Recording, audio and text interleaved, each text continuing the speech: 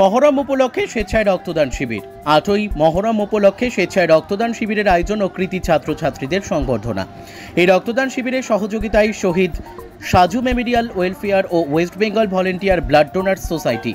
স্বেচ্ছায় রক্তদান শিবির অনুষ্ঠানটি অনুষ্ঠিত হয় বোলপুর থানার অন্তর্গত সিঙ্গিবাবু শহীদ ইমামবাড়ায়।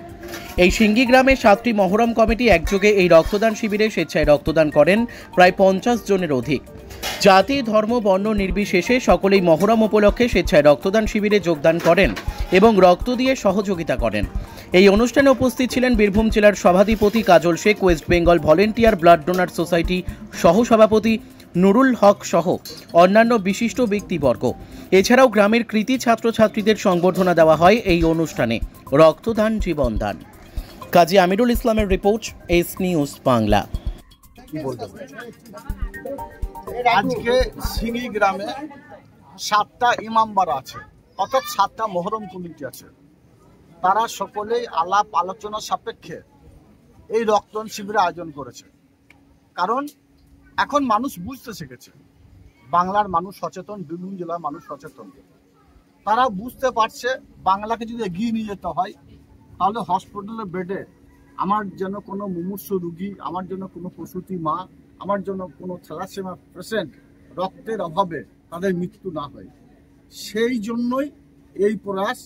তাছাড়াও এই মহরম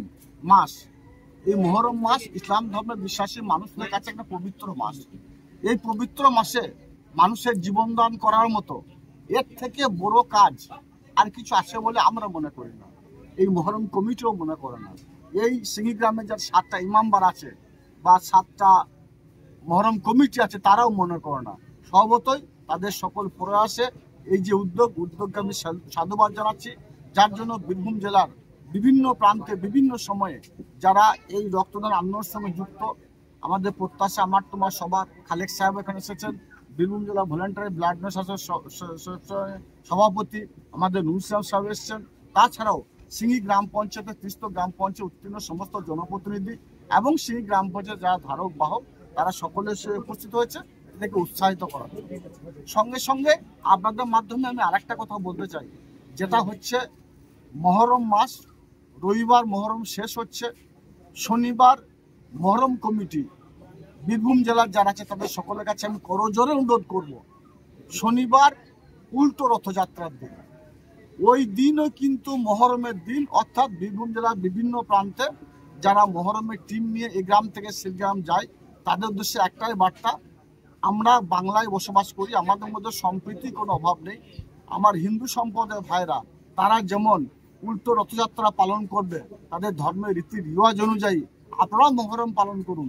এই গ্রাম থেকে সে গ্রাম শুভেচ্ছা বিনিময়ের জন্য যান, এই গ্রাম থেকে সে গ্রাম দুঃখ প্রকাশ করতে যান, কিন্তু কোনো ক্ষেত্রে আমাদের নিজেদের মধ্যে কোনো দ্বন্দ্ব বিভেদ যেন না আসে সেটা সকলকে লক্ষ্য রাখার জন্য আপনার মাধ্যমে আবেদন জানাচ্ছি।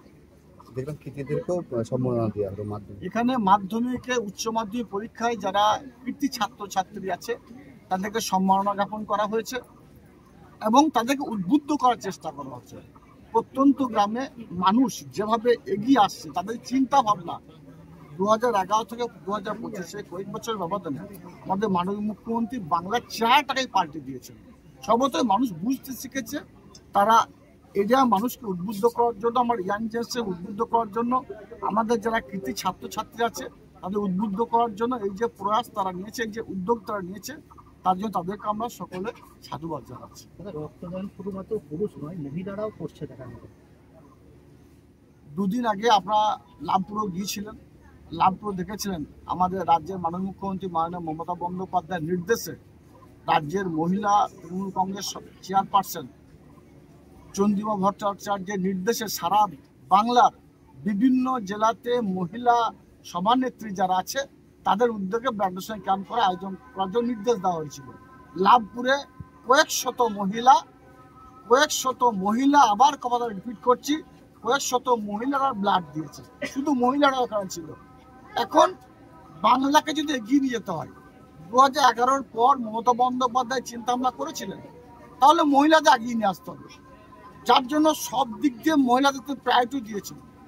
একের পর এক প্রকল্প মহিলাদের জন্য বাস্তবায়িত করেছেন, কন্যাশ্রী, রূপশ্রী থেকে শুরু করে লক্ষ্মীর ভান্ডারের মতো প্রকল্প, তারপর মহিলাদের একটা টিম তৈরি করে তাদেরকে আর্থিকভাবে অনুদান দেওয়া, তারপর আমাদের স্বাস্থ্যসাথী কার্ডে মহিলাদের নামে অগ্রাধিকার দেওয়া, ত্রিস্তর গ্রাম পঞ্চায়েত নির্বাচনে মহিলাদের অ্যাবাভ 50% তাদেরকে সিট সংরক্ষিত করা।